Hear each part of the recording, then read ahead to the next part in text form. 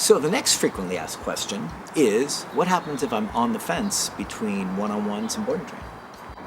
Awesome question.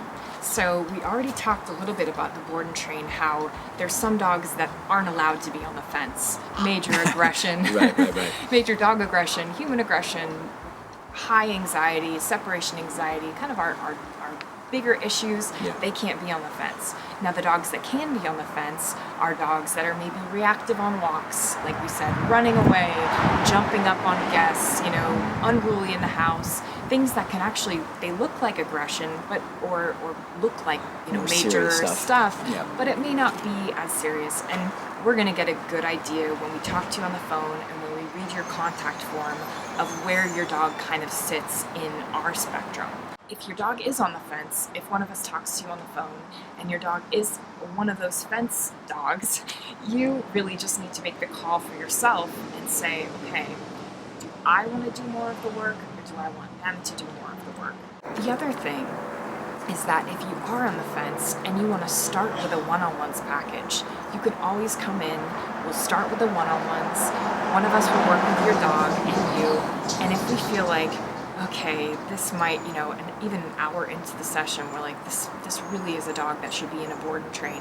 We're all gonna have that conversation and be really open and honest with you. We're not looking to upsell you to a board and train or anything like that. We just wanna find the best package for you. So the hope would be if you're on the fence and you wanna do one-on-ones, you come in the first session, you're a perfect dog, perfect client, perfect situation for a one-on-ones. Yeah. But if we feel like it's not the right fit, we're gonna let you know right away. And also, you can let us know right away. You might come in and do one session and go home and everything's great and you're like, this is not what I want to do. I want to drop him off. So that's really how we'll figure it out. And the reality is, unless you have a serious dog that doesn't have the option, everything with us is always just a conversation.